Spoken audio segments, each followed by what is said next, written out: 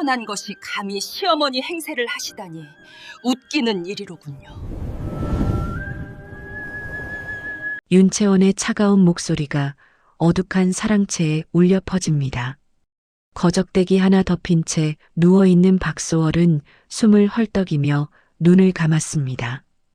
그 순간 대문 밖에서 말발굽 소리와 함께 우렁찬 외침이 들려왔습니다.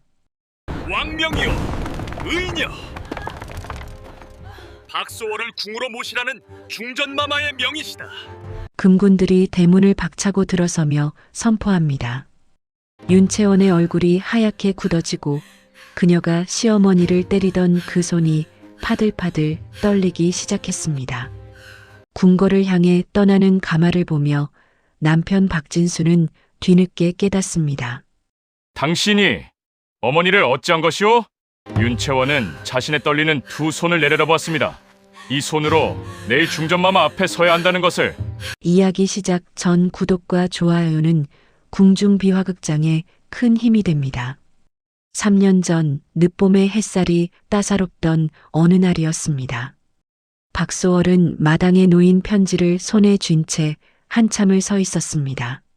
어머니, 아들놈이 과거에 급제했습니다.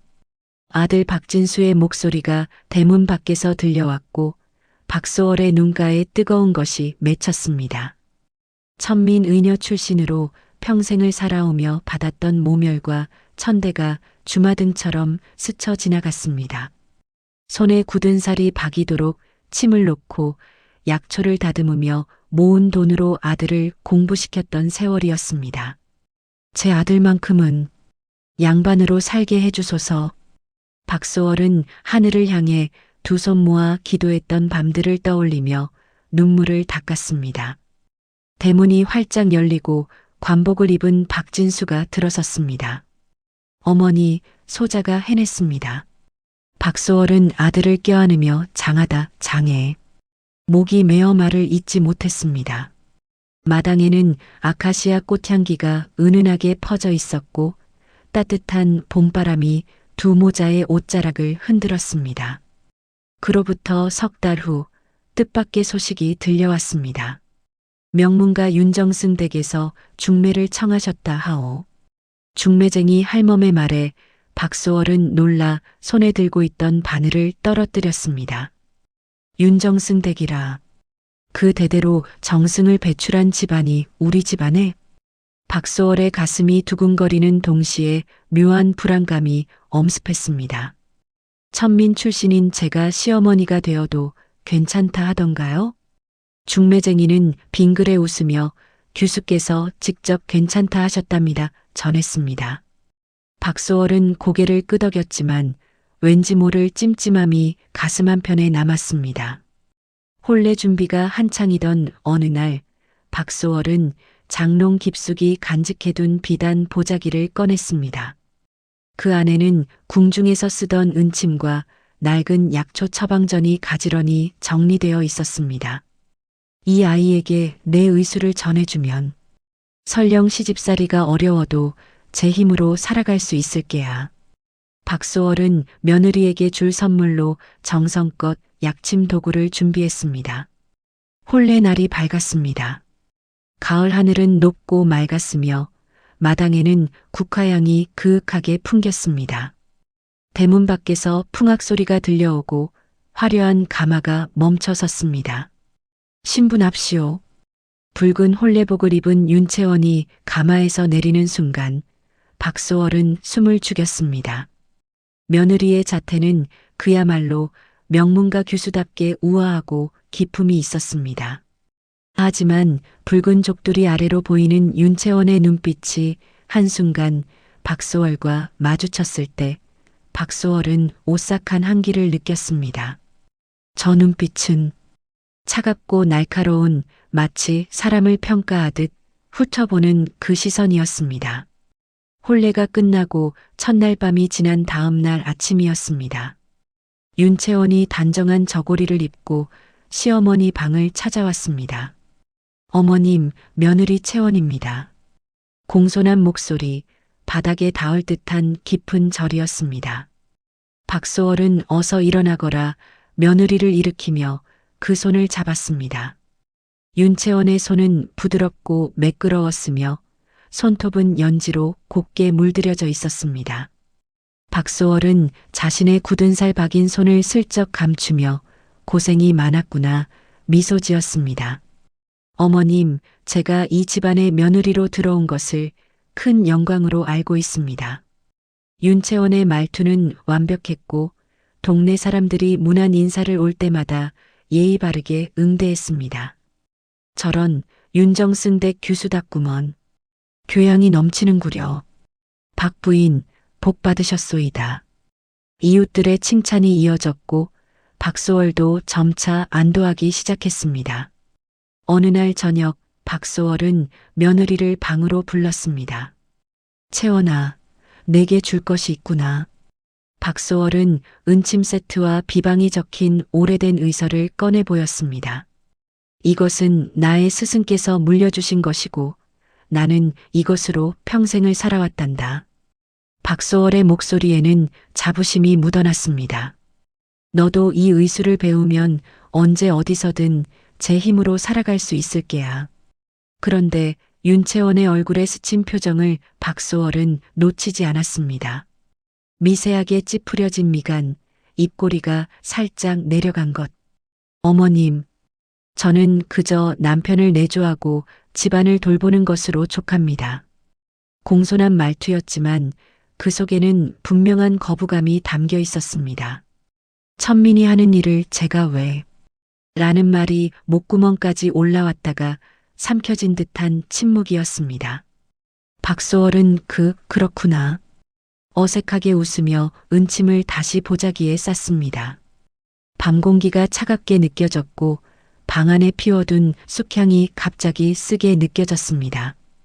윤채원이 방을 나가며 돌아보지 않는 뒷모습을 보며 박소월은 가슴 한편이 서늘해지는 것을 느꼈습니다. 아직 낯설어서 그런 것이겠지. 시간이 지나면 박소월은 애써 자신을 다독였습니다. 하지만 그날 밤 잠을 이루지 못하고 뒤척이던 박소월의 귓가에 며느리의 차가운 눈빛이 계속해서 맴돌았습니다. 혼인한 지 석 달이 지난 어느 가을밤이었습니다.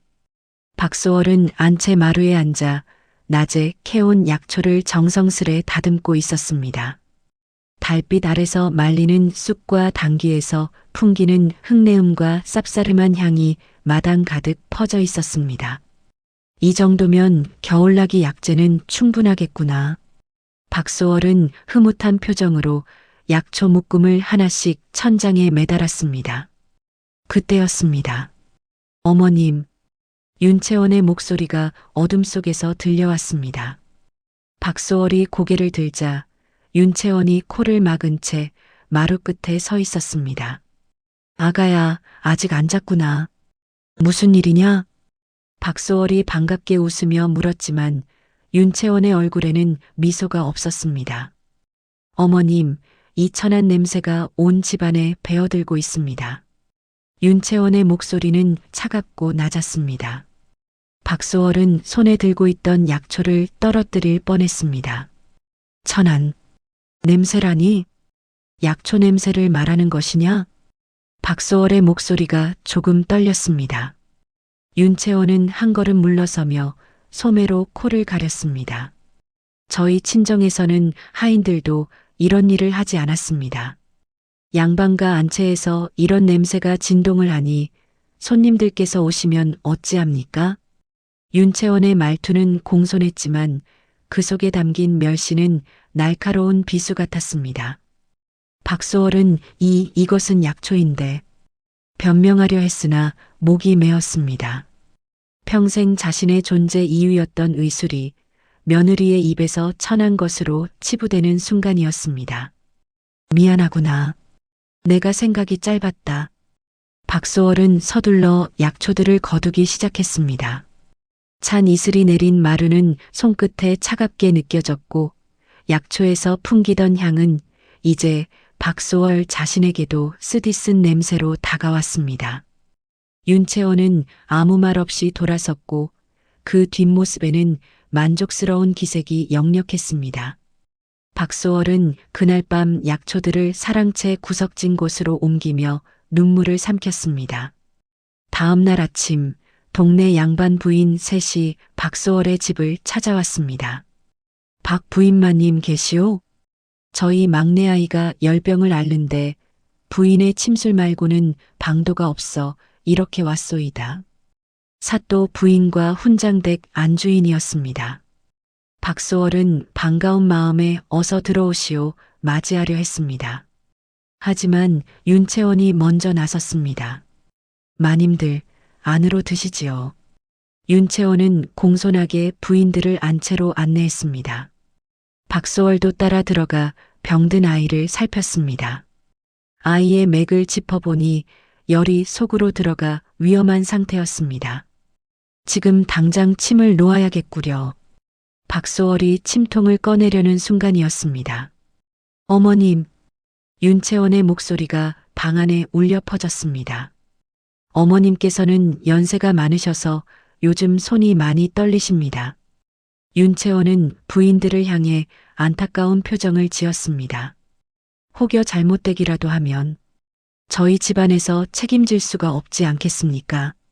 박소월은 깜짝 놀라 아가야, 내 손이 언제 항변하려 했습니다. 하지만 양반 부인들은 벌써 서로 눈빛을 교환하며 수군거리기 시작했습니다. 아, 그러시구려. 저희가 너무 무리한 부탁을 드린 게로군요. 부인들의 목소리에는 실망과 의심이 섞여 있었습니다. 아니요, 내 손은 멀쩡하오. 지금 당장이라도. 박소월이 자신의 손을 내밀며 보여주려 했으나 윤채원이 재빨리 가로막았습니다. 어머님, 무리하지 마세요. 어르신네, 한양에 좋은 의원이 있으니 그리로 가시는 것이. 윤채원의 말에 부인들은 고개를 끄덕이며 일어섰습니다. 그럼 그리 해야겠구려. 실례했소이다. 대문이 닫히는 소리가 요란했습니다. 박소월은 멍하니 서서 자신의 손을 내려다보았습니다. 침을 놓을 때면 한치의 흔들림도 없던 이 손이 지금은 분함과 억울함에 부들부들 떨리고 있었습니다. 얘야, 너는 어찌하여? 박소월의 목소리는 떨렸습니다. 윤채원은 냉정한 얼굴로 대답했습니다. 어머님의 신분이 드러나면 남편의 벼슬길에 해가 됩니다. 저는 그저 집안을 위한 일을 한 것뿐입니다. 그 말을 남기고 윤채원은 방을 나갔습니다. 박소월은 주저앉아 울음을 삼켰습니다. 그날 밤 박진수가 사랑채로 어머니를 찾아왔습니다. 어머니, 박진수의 목소리는 조심스러웠습니다. 무슨 일이냐, 진수야. 박소월은 애써 밝은 목소리를 냈지만 눈가가 붉어 있었습니다. 어머니, 이제 의녀 일은 그만하시는 것이 어떻겠습니까? 박진수의 말에 박소월은 숨이 멎는 듯 했습니다. 진수야, 그게 무슨. 아내 말로는 어머니께서 나이가 드셔서 손이 떨리신다 하지 않습니까? 혹여 의술 행하시다가 탈이라도 나면 아들의 관직도 위태로워질 수 있습니다. 박소월은 아들의 얼굴을 물끄러미 바라보았습니다. 자신이 평생을 바쳐 키운 아들이 며느리의 거짓말을 그대로 믿고 있었습니다. 진수야, 내 손은 떨리지 않는다. 어미가 언제 한 번이라도 침을 잘못 놓은 적이 있었느냐? 박소월의 목소리는 간절했습니다. 하지만 박진수는 고개를 돌렸습니다. 어머니, 아내가 거짓말을 할 리가 없지 않습니까? 아내는 어머니를 위해 걱정하는 것입니다. 박진수는 그 말을 남기고 일어섰습니다. 부디 아들의 뜻을 헤아려 주십시오. 박소월은 대답하지 못했습니다. 아들이 나간 후 박소월은 장롱 깊숙한 곳에서 침통을 꺼냈습니다. 촛불 아래 은빛으로 반짝이는 침들을 하나하나 쓰다듬었습니다. 이 침으로 수백 명의 목숨을 살렸고 이것이 박소월의 전부였습니다. 이제 이것도 버려야 하는구나. 박소월은 침통을 다시 보자기에 싸며 눈물을 흘렸습니다. 밤 공기는 유난히 차가웠고 방 안에 피워둔 쑥향마저 매캐하게 느껴졌습니다.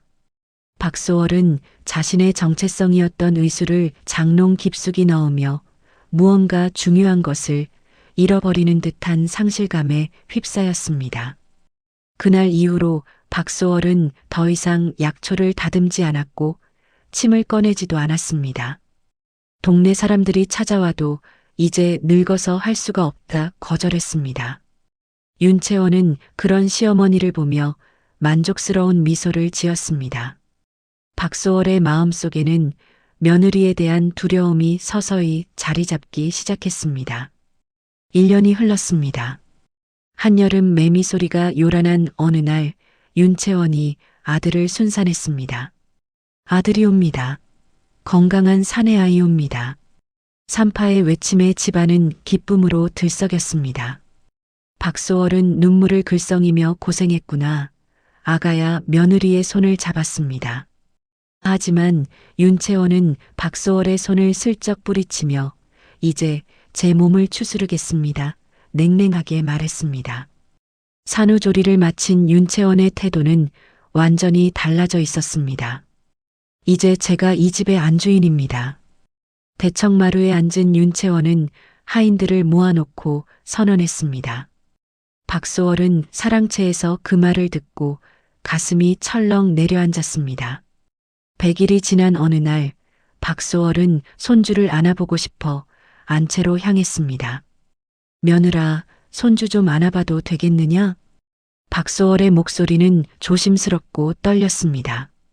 요 안에 누운 아기는 통통하고 예뻤으며 작은 손을 움직이며 잠꼬대를 하고 있었습니다.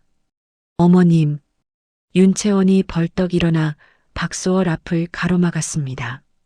천민손이 닿으면 아이가 더러워집니다. 윤채원의 목소리는 차갑고 단호했습니다. 박소월은 뻗었던 손을 허공에서 멈췄습니다. 채원아, 그게 무슨... 제 아이입니다. 제가 알아서 키우겠습니다. 윤채원은 아기를 안아들고 돌아섰습니다. 박소월은 빈손으로 사랑채로 돌아와 하염없이 울었습니다. 손주의 보드라운 살결을 한 번도 만져보지 못한 채였습니다. 마당에는 여름 장마비가 후두둑 떨어지고 있었고 빗물이 처마 끝에서 흘러내렸습니다. 점심 식사 시간이 되었습니다. 하인 봉순이가 상을 들고 사랑채로 왔습니다. 마님, 진지 드시옵소서. 박소월이 밥상을 보니 찬밥에 된장국, 김치 몇 조각이 전부였습니다. 봉순아, 안채 식구들은? 박소월이 물었습니다. 안주인 마님께서 어른들끼리 따로 진지를 드신다 하셨습니다. 봉순의 말에 박소월은 숟가락을 들다 말고 멈췄습니다. 안채에서는 생선 굽는 냄새와 나물 볶는 구수한 향이 바람에 실려왔습니다. 박소월은 목이 메어 밥을 삼킬 수가 없었습니다. 며칠 후 박소월은 우물가에서 빨래를 하고 있었습니다. 하인 쇠돌이가 지나가다 야, 거기 좀 비켜봐 말했습니다. 박소월은 깜짝 놀라 고개를 들었습니다. 쇠돌아, 내가 지금 나한테... 비키라니까. 안주인 마님 빨랫감 가져왔어. 쇠돌은 박소월을 밀치듯 지나갔습니다. 박소월은 어안이 벙벙했습니다. 지난해까지만 해도 마님하며 공손하던 하인들이 이제는 반말을 하고 있었습니다. 이게 대체... 박소월이 안채로 가려는데 하인 봉순이가 막아섰습니다. 마님, 안주인 마님께서 부르시기 전에는 안채 출입을 삼가라 하셨습니다. 박소월은 할 말을 잃었습니다. 자신의 집인데 며느리의 허락 없이는 안채에도 들어갈 수 없게 된 것입니다. 박소월은 사랑채로 돌아와 문을 닫고 주저앉았습니다. 땀에 젖은 옷이 등에 달라붙어 끈적했고 우물과 흙냄새가 손에 그대로 남아 있었습니다. 그날 밤 박소월은 박진수를 찾아갔습니다. 진수야, 하인들이 어미한테 반말을 하고 무례하게 구는구나. 그리고 손주도 한번 안아보지 못했다. 박소월의 목소리는 떨렸습니다. 박진수는 난처한 표정을 지었습니다. 어머니, 안 사람이 사느라 예민합니다. 조금만 참아주십시오. 시간이 지나면 나아질 것입니다. 박진수는 어머니의 눈을 똑바로 보지 못했습니다. 진수야, 내 안 사람이 나를. 어머니.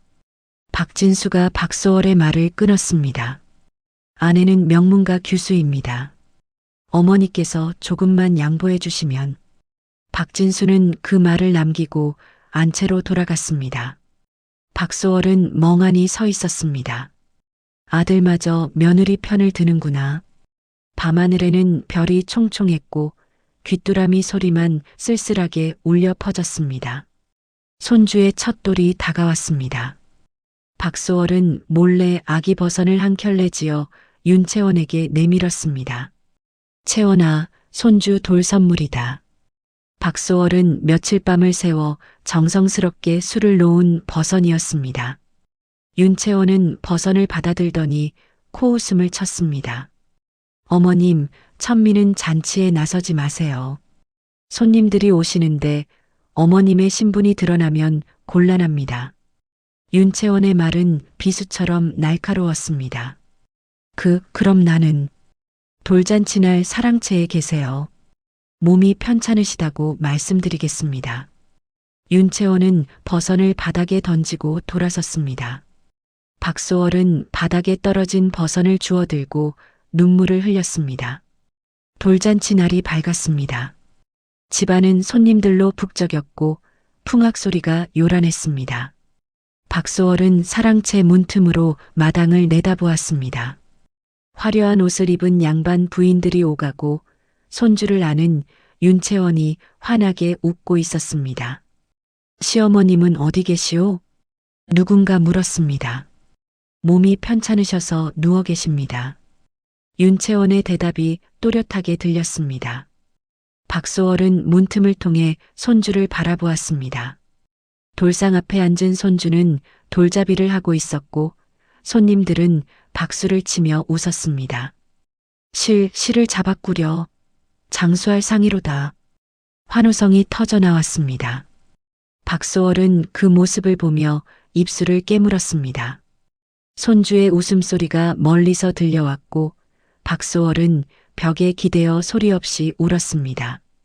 사랑채 안은 어둡고 축축했으며 구석에서 곰팡이 냄새가 났습니다.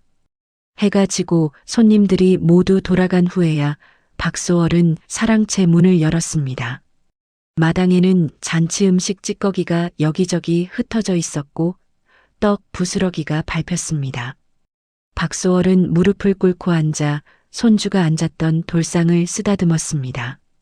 내 손주, 할미가 미안하구나. 그때 윤채원이 안채에서 나왔습니다. 어머님, 왜 밖에 계십니까? 윤채원의 목소리에는 짜증이 묻어났습니다. 들어가서 쉬세요. 내일부터 하인들이 사랑채 청소는 안 할 것입니다. 어머님께서 직접 하시기 바랍니다. 박소월은 고개를 들어 며느리를 바라보았습니다. 윤채원의 얼굴에는 승리한 듯한 미소가 번졌습니다. 박소월은 아무 말도 하지 못하고 사랑채로 돌아갔습니다. 그날 밤 박소월은 손주가 돌잡이에서 잡은 실을 몰래 주워 품에 안았습니다. 내가 살아서 이 아이가 자라는 것을 볼 수 있을까? 박소월의 눈물이 실 위로 떨어졌습니다. 밤은 깊어갔고 사랑채는 쥐 한 마리 없이 고요했습니다. 2년이 흘렀습니다. 초가을 아침 박진수가 한양 승진 발령 소식을 가지고 집에 돌아왔습니다. 어머니, 아들이 한성부 주부로 승진했습니다. 박진수의 목소리는 기쁨에 들떠 있었습니다. 박소월은 그래, 잘했구나 억지로 미소를 지었지만 가슴 한편이 불안했습니다. 한양으로 이사를 가야 합니다.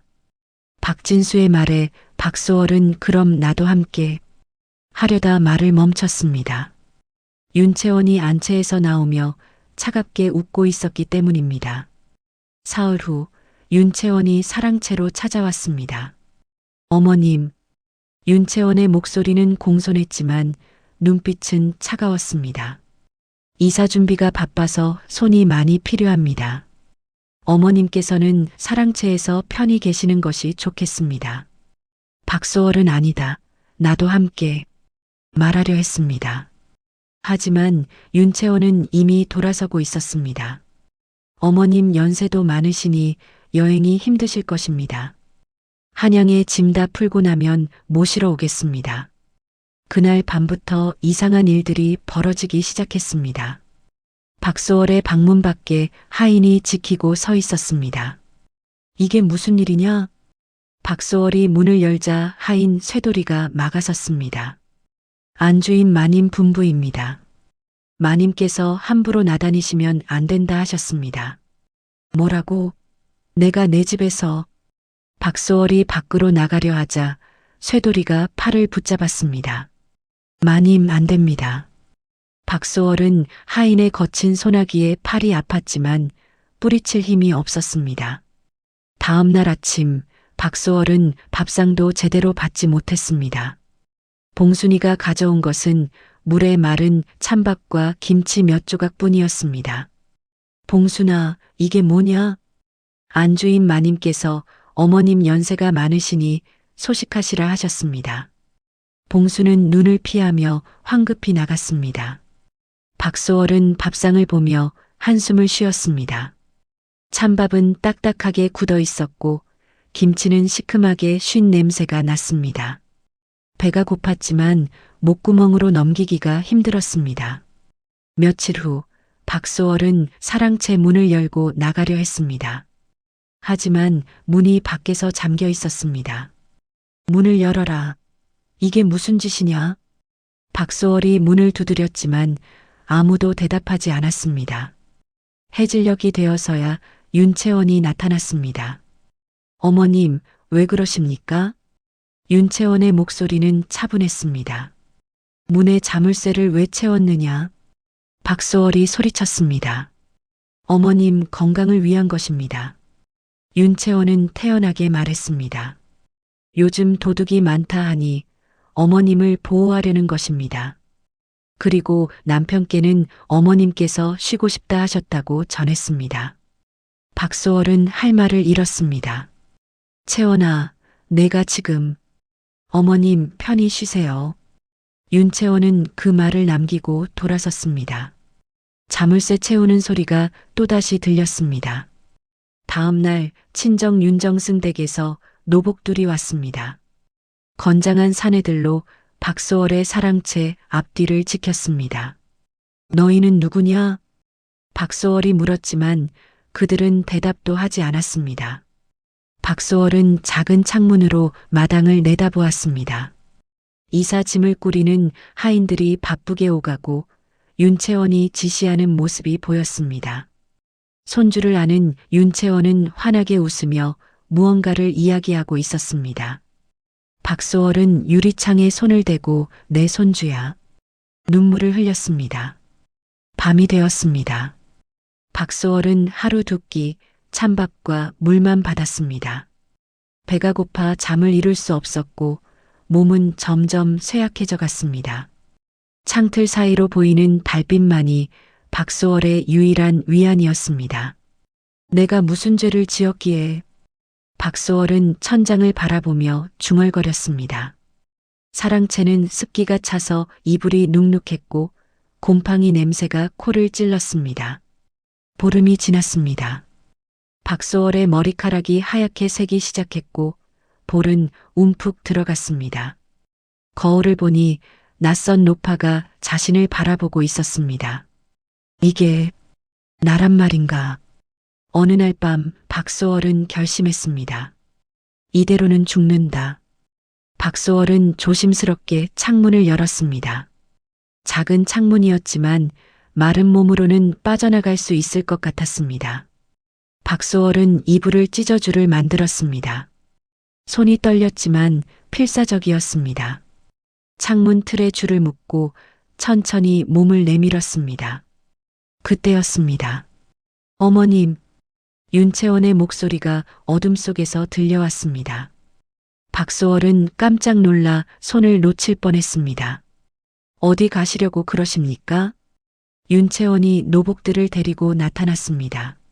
너희들 어머님을 모셔라. 노복들이 박소월을 붙잡아 방 안으로 끌어들였습니다. 박소월은 바닥에 주저앉았습니다. 채원아, 제발 나를 이렇게. 박소월의 목소리는 떨렸습니다. 윤채원은 차갑게 내려다보았습니다. 어머님 다시 이러시면 아들도 못 보십니다. 한양 가서도 소식 안 드리겠습니다. 윤채원의 협박에 박소월은 숨이 막혔습니다. 진수를, 내 아들을, 예, 영영 못 보실 것입니다. 윤채원은 그 말을 남기고 밖으로 나갔습니다. 이번에는 창문에도 나무 판자를 덧댔습니다. 박소월은 어둠 속에 홀로 남겨졌습니다. 이제 하늘도 볼 수 없었습니다.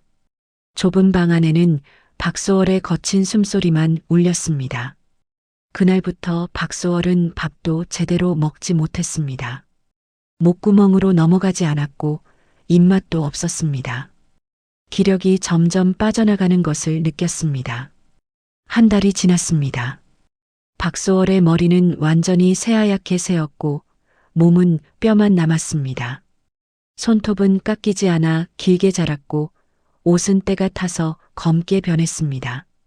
사랑채 안은 악취가 진동했지만 아무도 청소해주지 않았습니다. 동네 사람들이 가끔 대문 앞에 왔습니다. 박 부인마님이 요즘 안 보이는데 병원으로 요양 중이라 하더군. 아이고 그러셨구나. 쾌차하시길. 사람들은 윤채원의 거짓말을 그대로 믿고 돌아갔습니다. 박소월은 벽에 기대어 앉아 있었습니다. 숨쉬기도 힘들고 일어설 기력도 없었습니다.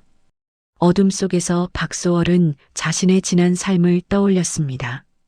내가 그저 의녀로 살았던 삶이 죄였던가. 박소월의 눈에서 마른 눈물이 흘렀습니다. 손은 뼈만 앙상하게 남아 떨리고 있었습니다. 한때 수백 명의 생명을 구했던 그 손이었습니다. 며칠 후 박진순의 집에서 이사가는 날이었습니다. 짐수레가 대문 밖에 줄지어 섰고 하인들이 분주하게 짐을 실었습니다. 윤채원은 손주를 안고 가마에 올랐습니다. 박진수는 사랑채를 힐끗 보았지만 들어가지 않았습니다.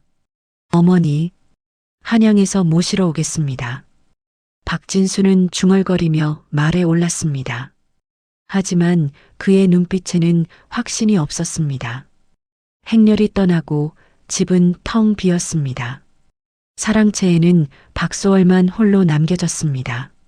자물쇠는 여전히 채워져 있었고 음식도 물도 없었습니다. 박소월은 어둠 속에서 희미한 의식으로 중얼거렸습니다. 누가 좀 살려주오. 하지만 아무도 듣지 못했습니다. 빈집에는 바람소리만 스산하게 울려 퍼질 뿐이었습니다. 한양 궁궐 중전의 처소에서 비명소리가 터져나왔습니다. 중전마마께서 쓰러지셨습니다. 상궁들의 다급한 외침에 궁궐이 발칵 뒤집혔습니다. 왕이 급히 중전의 침소로 달려왔고 어이들이 총동원되었습니다. 어찌된 일이냐? 왕의 목소리는 떨리고 있었습니다.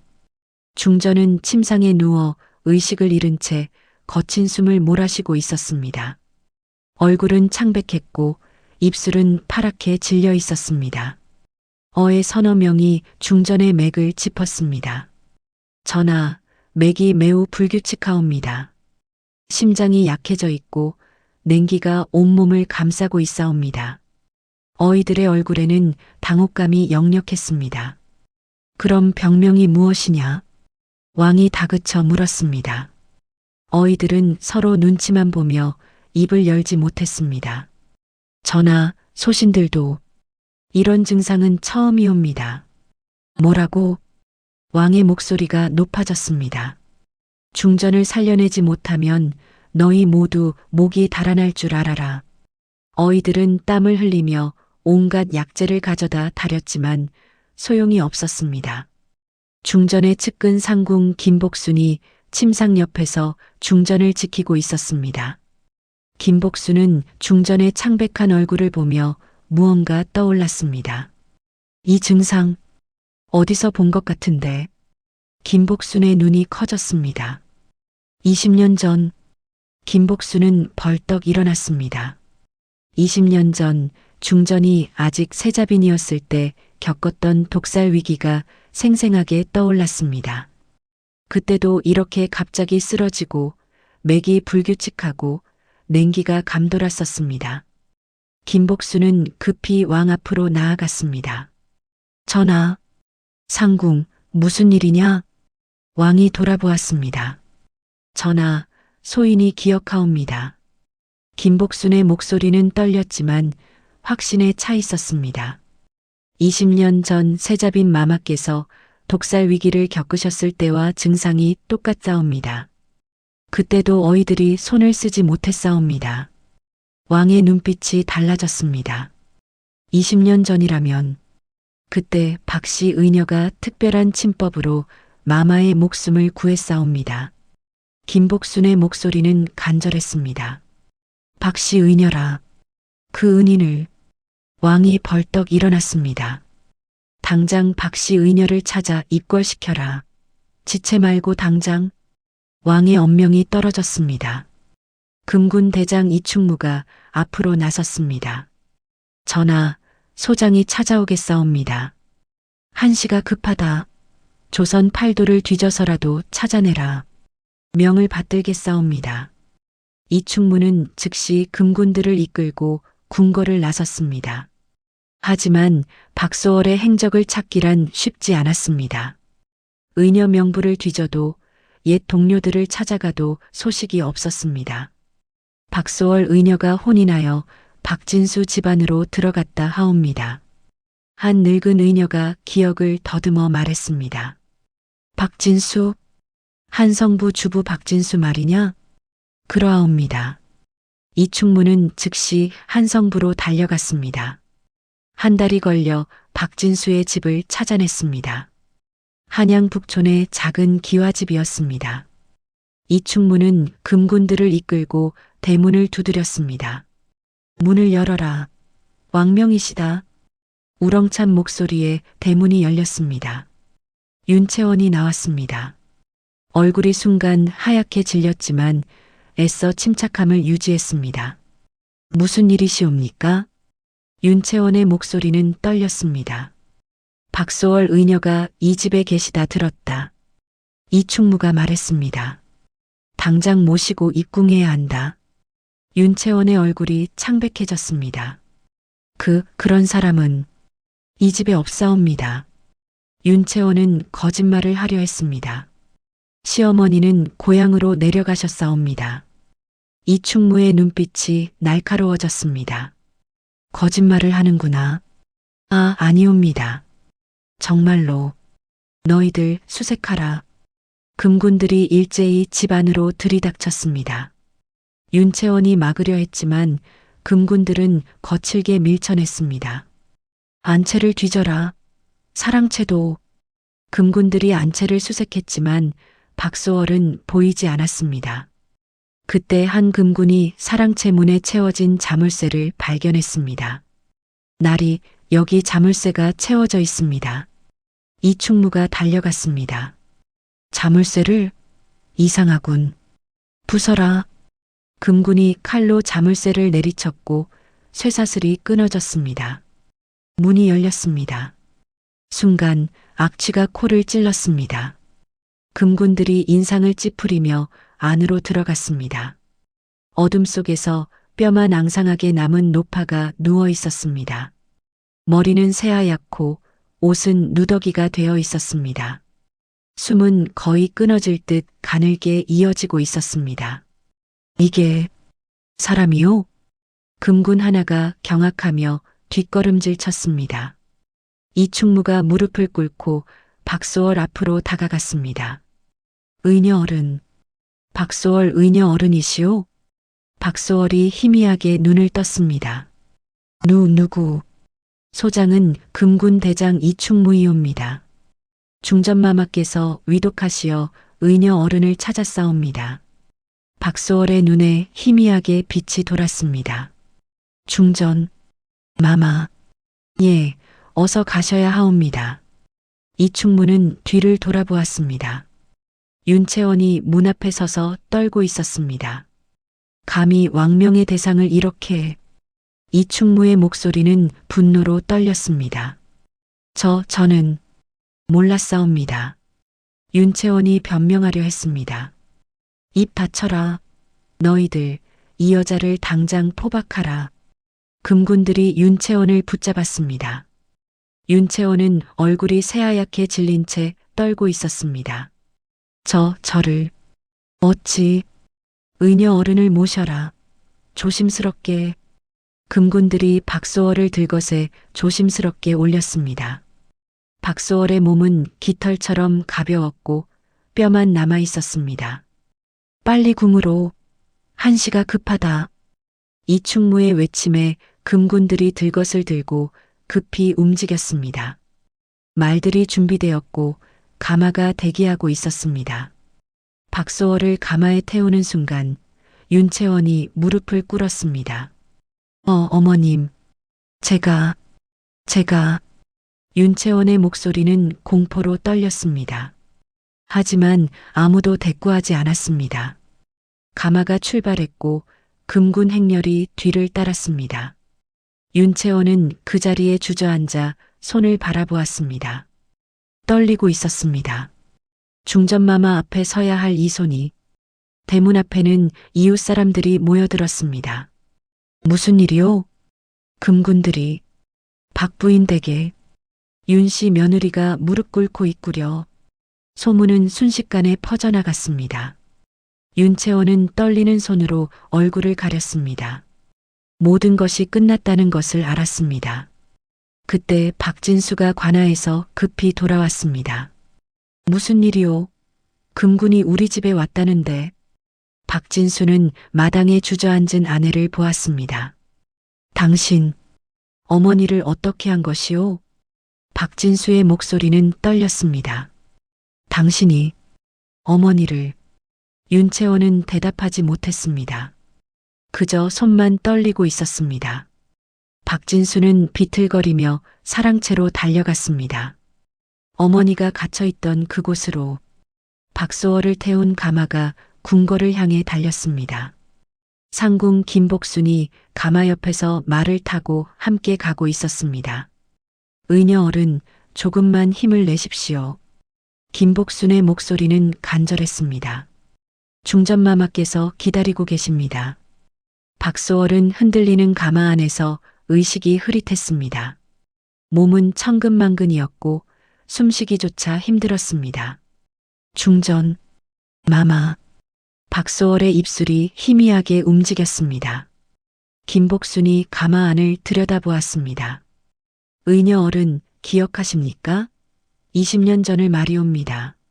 세자빈 마마께서 독살 위기에 처하셨을 때 박소월의 눈이 천천히 떠졌습니다. 희미한 의식 속에서 20년 전의 기억이 떠올랐습니다. 25살의 젊은 의녀 박소월이 급히 궁궐로 불려갔습니다. 세자빈 마마께서 위독하시다. 박의녀를 부르라. 박소월은 침통을 들고 동궁으로 달려갔습니다. 세자빈은 침상에 누워 의식을 잃고 있었습니다.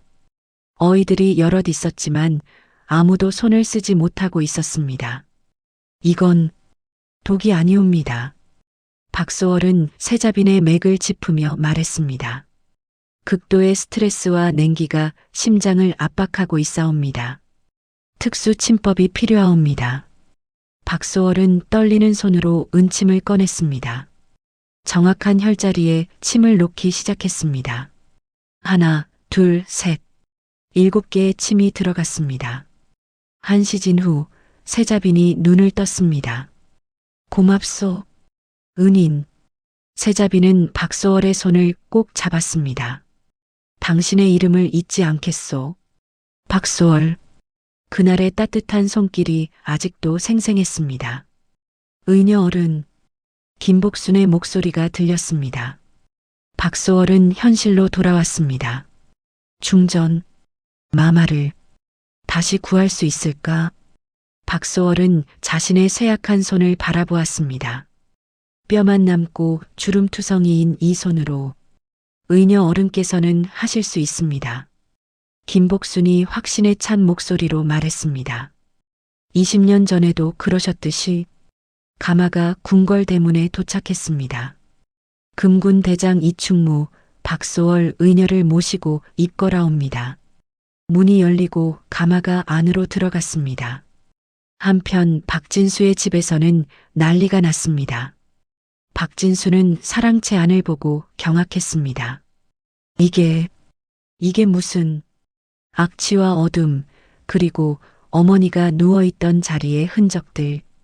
당신이 어머니를 어떻게 한 것이오? 박진수가 윤채원을 향해 소리쳤습니다.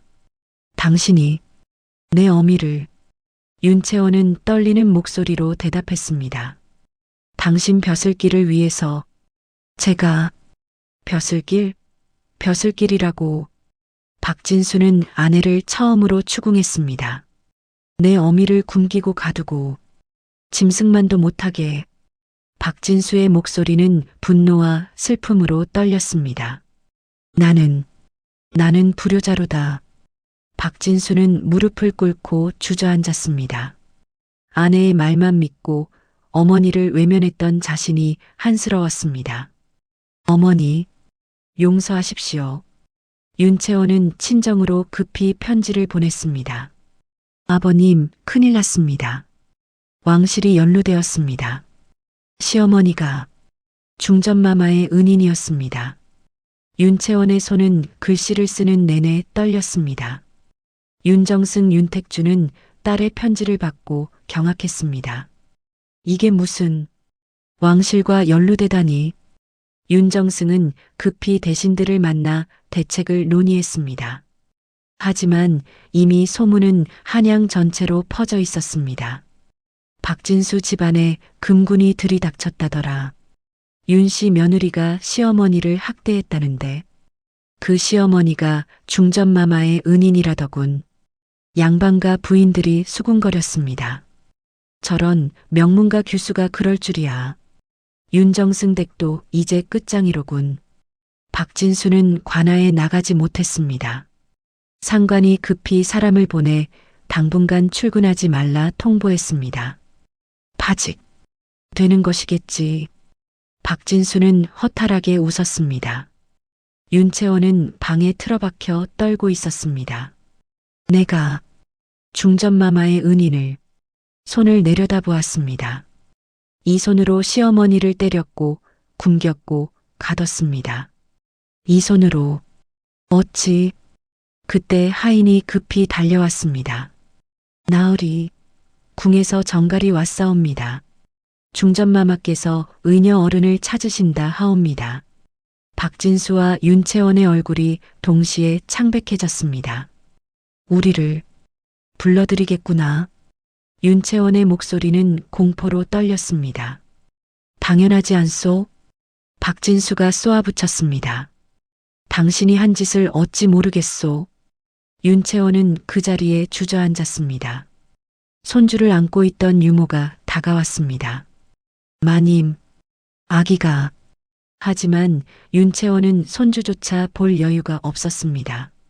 그날 밤 윤채원은 잠을 이루지 못했습니다. 시어머니를 학대했던 장면들이 주마등처럼 스쳐갔습니다. 천한 것이 감히. 자신이 내뱉었던 말들이 귓가에 맴돌았습니다. 중전마마 앞에 서면 윤채원은 떨리는 손을 바라보았습니다. 이 손이, 이 입이, 이 몸이 모두 벌을 받을 것입니다. 박소월이 중전의 침전에 도착했습니다. 왕과 대신들이 긴장한 표정으로 기다리고 있었습니다. 박소월 의녀 어른께서 도착하셨사옵니다. 상궁이 알렸습니다. 금군들이 박소월을 조심스럽게 부축해 들어왔습니다. 박소월은 비틀거리며 중전의 침상으로 다가갔습니다. 왕이 박소월의 모습을 보고 놀랐습니다. 이게 어찌된. 전하, 지금은 중전마마가 급하옵니다. 김복순이 재빨리 말했습니다. 왕은 고개를 끄덕였습니다. 박소월은 떨리는 손으로 중전의 손목을 잡았습니다. 맥을 짚는 순간 박소월의 눈빛이 달라졌습니다. 20년 전의 감각이 되살아났습니다. 이것은 역시 독이 아니옵니다. 박소월의 목소리는 가늘었지만 확신에 차 있었습니다. 극도의 스트레스와 냉기가 심장을 압박하고 있사옵니다. 20년 전과 똑같구나. 박소월은 중얼거렸습니다. 특수 침법이 필요하옵니다. 김복순이 침통을 가져왔습니다. 박소월은 침통을 열었습니다. 은빛 침들이 촛불에 반짝였습니다. 하지만 박소월의 손이 떨렸습니다. 오랜 굶주림과 학대로 기력이 없었습니다. 침을 제대로 잡을 수 있을지 불확실했습니다. 의녀 어른, 김복순이 걱정스러운 눈빛으로 바라보았습니다. 박소월은 깊게 숨을 들이마셨습니다. 마마. 박소월은 중전의 얼굴을 내려다보았습니다. 20년 전 자신의 손을 꼭 잡아주던 그 따뜻한 세자빈의 모습이 떠올랐습니다. 제가 반드시 구하겠사옵니다. 박소월은 떨리는 손을 가다듬었습니다. 평생 익힌 의술에 모든 것을 걸었습니다. 첫 번째 침이 혈자리로 향했습니다. 박소월의 손이 공중에서 멈췄습니다. 떨림을 억제하며 정확한 지점을 찾았습니다. 들어가라. 박소월은 마지막 힘을 끌어모았습니다. 침이 정확한 혈자리에 들어갔습니다. 두 번째, 세 번째. 박소월의 이마에 땀이 맺혔습니다. 손은 떨렸지만 의술만큼은 정확했습니다. 일곱 번째 침까지 모두 놓았습니다. 박소월은 비틀거리며 뒤로 물러섰습니다. 김복순이 재빨리 부축했습니다. 의녀 어른, 괜찮으십니까? 괜찮소. 이제 기다려야 하오. 박소월의 목소리는 가늘었습니다. 한 시진이 흘렀습니다. 침전 안은 숨소리조차 조심스러웠습니다. 왕은 중전의 침상 옆을 떠나지 않았습니다. 그때였습니다. 중전의 손가락이 미세하게 움직였습니다. 마마. 김복순이 외쳤습니다.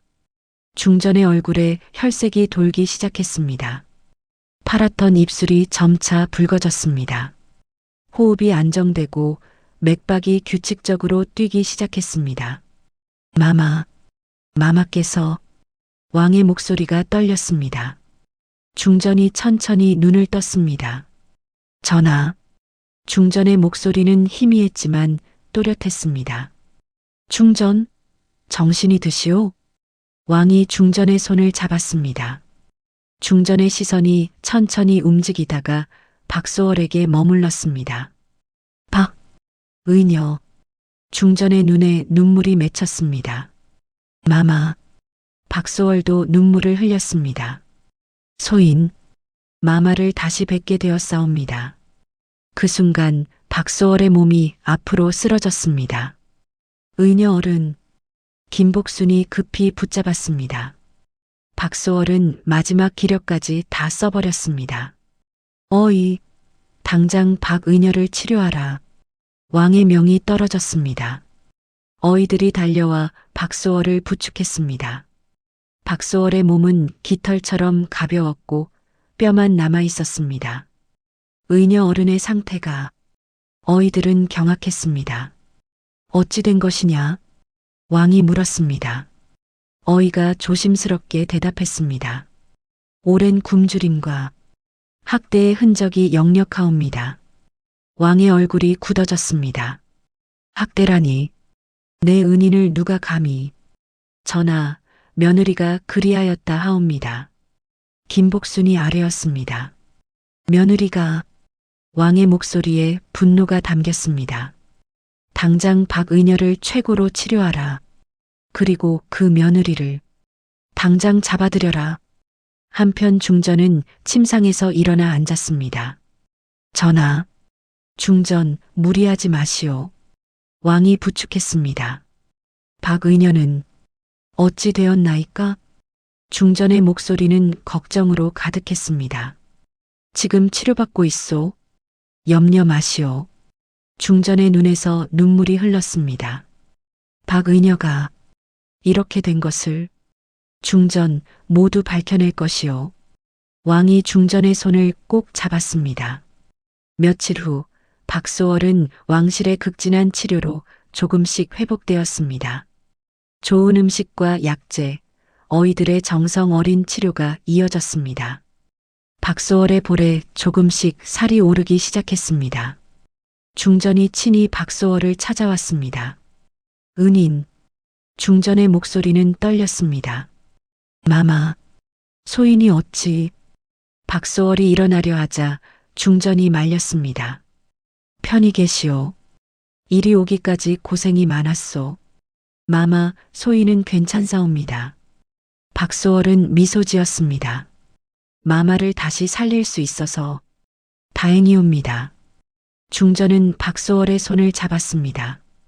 은인, 너무 늦었소. 20년 전의 은혜를 이제야 갚게 되었소. 마마. 박소월의 눈에 눈물이 맺혔습니다. 소인은 그저 의술을 펼친 것뿐이옵니다. 아니요. 중전이 고개를 저었습니다.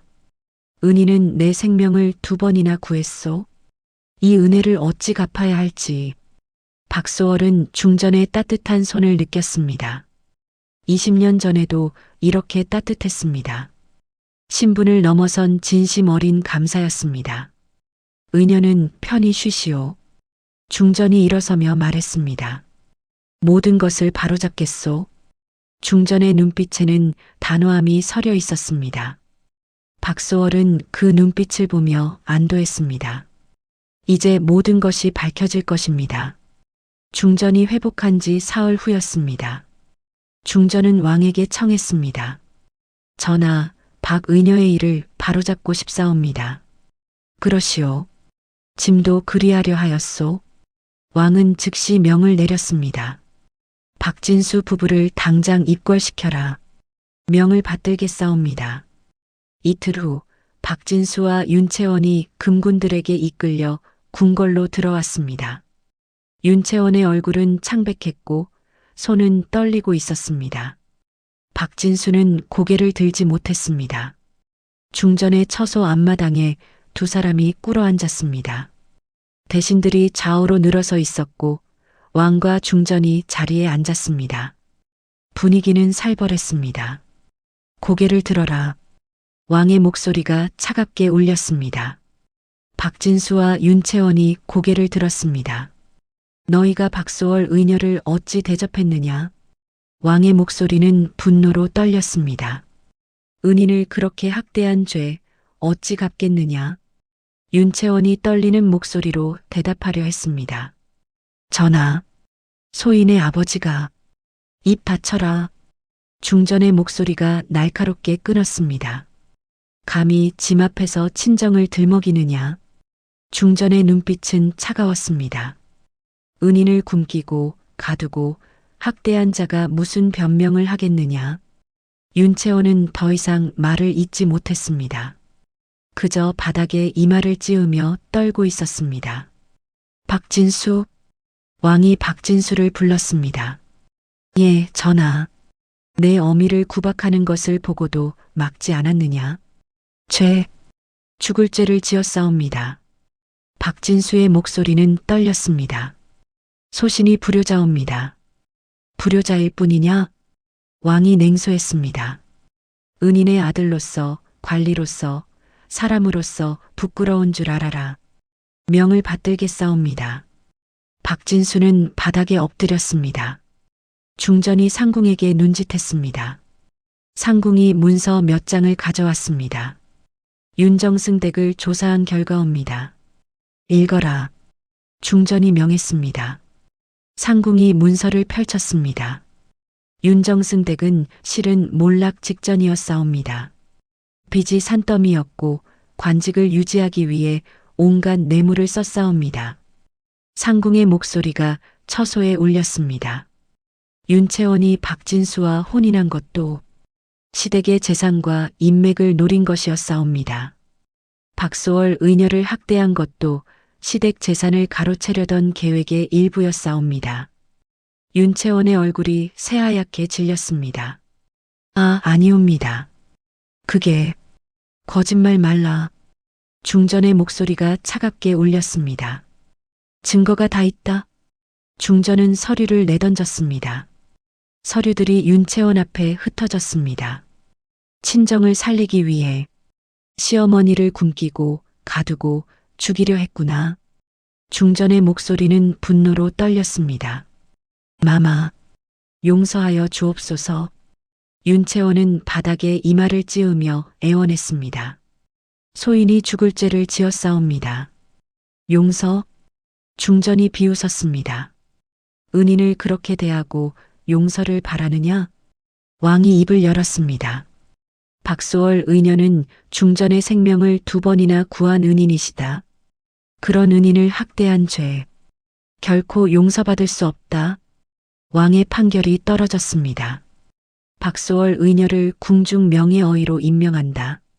박진수는 파직하여 관직을 박탈한다. 윤채원은 혼인 무효로 하고 친정으로 귀양 보낸다. 그리고 왕의 목소리가 더욱 차갑게 변했습니다. 윤정승 댁은 재산 몰수와 관직 박탈로 처리한다. 전하, 윤채원이 비명을 질렀습니다.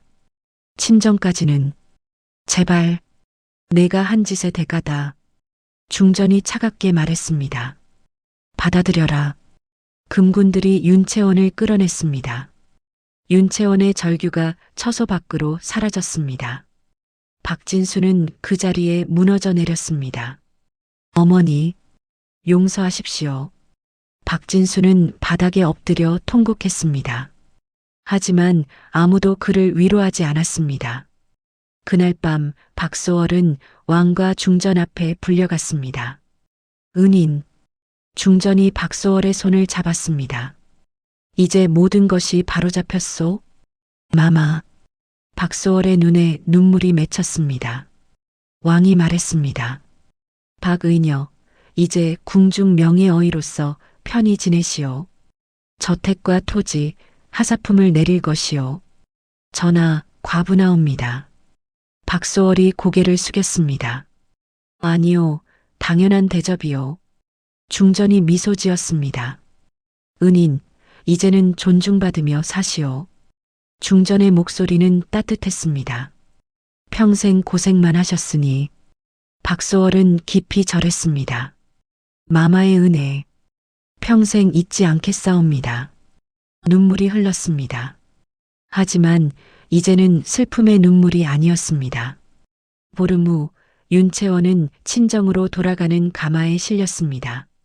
창밖으로 한양 거리가 지나갔습니다. 사람들이 오가고 아이들이 뛰어놀고 있었습니다. 윤채원은 자신의 손을 멍하니 바라보았습니다. 가마가 친정 대문 앞에 멈췄습니다. 하지만 대문은 봉쇄되어 있었습니다. 재산몰수라는 관아의 방이 붙어 있었습니다. 윤채원은 비틀거리며 가마에서 내렸습니다. 옆집 행랑채에 아버지 윤택주가 있었습니다.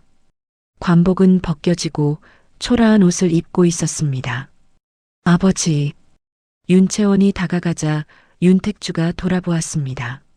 내가, 윤택주의 목소리는 차갑습니다. 내가 집안을 망쳤다. 윤채원은 고개를 숙였습니다. 아버지, 죄송합니다. 죄송하다고? 윤택주가 비웃었습니다. 내 때문에 대대로 이어온 가문이 몰락했다. 관직도 재산도 명예도 다 잃었다. 윤택주의 목소리는 떨렸습니다. 윤채원은 무릎을 꿇었습니다. 아버지, 제가 나가거라. 보기 싫다. 윤택주는 돌아섰습니다. 윤채원은 홀로 거리에 남겨졌습니다. 갈 곳도 기댈 곳도 없었습니다. 친척들도 모두 외면했습니다. 결국 윤채원은 판잣집 한 칸을 얻어 살게 되었습니다. 삭바느질로 연명했습니다. 한때 양반 규수였던 손에 굳은 살이 배기 시작했습니다. 겨울이 왔습니다.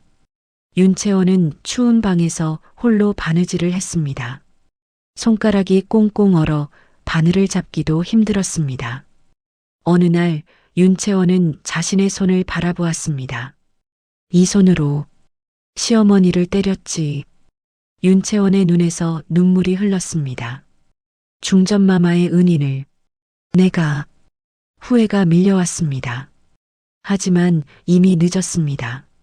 한편 박진수는 한양을 떠나 시골로 내려갔습니다. 작은 서당을 열어 아이들을 가르치기 시작했습니다. 효도가 무엇보다 중요하니라. 박진수는 제자들에게 자신의 과오를 교훈 삼아 가르쳤습니다. 밤이면 박진수는 홀로 앉아 한숨을 쉬었습니다. 어머니, 불효자식을 용서하십시오. 박진수는 한양을 바라보며 그리워했습니다. 어느 날 박진수는 어머니께 편지를 썼습니다. 어머니, 불효자식 진수 올립니다. 아들이 저지른 큰 죄를 용서하여 주십시오. 눈물이 편지지에 떨어졌습니다. 편지는 궁궐로 보내졌습니다. 박소월은 편지를 받아 읽었습니다. 절절한 참회의 글이었습니다. 박소월은 편지를 읽으며 눈물을 흘렸습니다. 하지만 회신은 쓰지 않았습니다. 아직은 마음을 정리할 수 없구나. 박소월은 편지를 장롱 깊숙이 넣었습니다. 언젠가는 용서할 수 있을지도 모릅니다. 하지만 아직은 아니었습니다. 박소월은 창밖을 바라보았습니다. 궁궐 정원에는 봄꽃이 피어나고 있었습니다. 이제는 나를 위해 살아도 되겠지. 박소월은 평온한 미소를 지었습니다. 1년이 흘렀습니다. 박소월은 궁중 명예어이로서 존경받는 삶을 살고 있었습니다. 왕실 하사 저택은 아름답고 품이 있었으며 정원에는 약초들이 자라고 있었습니다. 어느 봄날 젊은 의녀 셋이 박소월을 찾아왔습니다. 스승님, 가르침을 청하러 왔습니다. 의녀들은 깊이 절했습니다. 박소월은 미소 지으며 그들을 맞이했습니다. 어서 들어오너라. 박소월은 제자들에게 침술과 약초 지식을 아낌없이 가르쳤습니다. 중전이 박소월을 다과회에 초대했습니다. 궁중 최고 지위의 여성들이 모여 있었습니다. 박소월은 상석에 앉았고 모두가 공손히 대했습니다. 은인, 이 차는 어떠하신지요? 중전이 직접 차를 따라주었습니다. 과분하옵니다, 마마. 박소월은 감격했습니다. 당연한 대접을 받는 것뿐이요. 중전은 따뜻하게 웃었습니다. 박소월은 눈시울이 뜨거워졌습니다. 한편 박진수는 여전히 시골 서당에서 아이들을 가르치고 있었습니다. 효도는 모든 행실의 근본이니라. 제자들은 고개를 끄덕이며 받아 적었습니다. 밤이면 박진수는 어머니를 그리워했습니다. 편지는 계속 보냈지만 답장은 없었습니다. 어머니, 언젠가는 어느 날 궁궐에서 편지가 도착했습니다. 박진수는 떨리는 손으로 편지를 열었습니다. 어머니의 글씨였습니다. 진수야, 어미는 잘 지내고 있다. 내가 반성하며 살고 있다니 다행이구나. 짧은 글이었지만 박진수는 눈물을 흘렸습니다. 어머니, 감사합니다.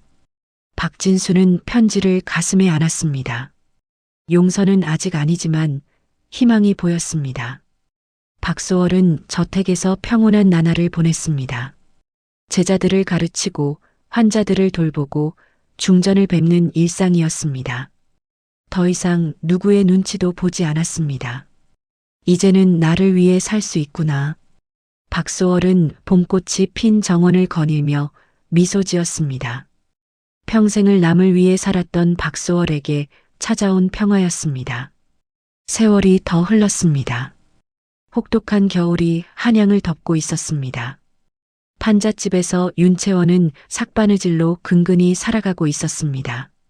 손은 굳은 살과 동상으로 퉁퉁 부어 있었고 얼굴은 주름이 깊었습니다.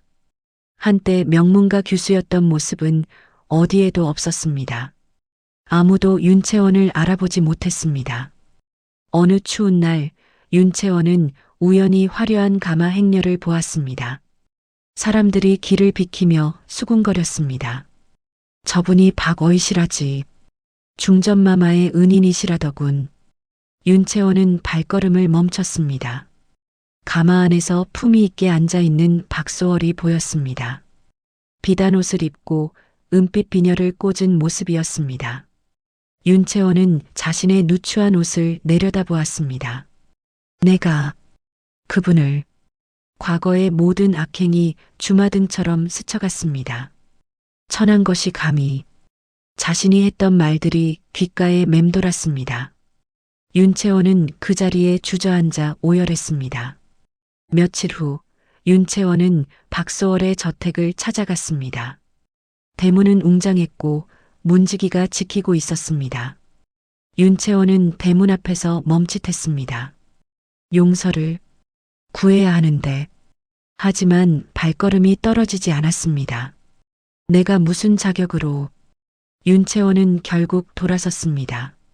눈물로 얼굴을 가리며 걸어갔습니다. 용서를 구할 자격도 없다. 같은 시각 저택 안에서 박소월은 제자들과 웃으며 대화하고 있었습니다. 오늘은 어떤 환자를 보았느냐? 제자들이 하나씩 보고했고 박소월은 조언을 해주었습니다. 박소월은 창밖으로 사라지는 윤채원의 뒷모습을 힐끗 보았습니다. 누추한 옷차림의 여인이었지만 박소월은 알아보았습니다. 그 걸음걸이, 그 뒷모습을. 하지만 박소월은 아무 말도 하지 않았습니다. 다시 제자들에게 시선을 돌렸습니다. 우리는 앞으로 나아가야 한다. 박소월은 환하게 웃었습니다. 과거는 과거로 남겨두고 이제는 미래를 향해 걸어가는 것입니다. 박소월은 제자들과 함께 의술을 논하며 행복한 시간을 보냈습니다. 더 이상 과거에 얽매이지 않았습니다. 해가 지고 저택의 저녁 노을이 비쳤습니다. 박소월은 정원을 거닐며 약초들을 살폈습니다.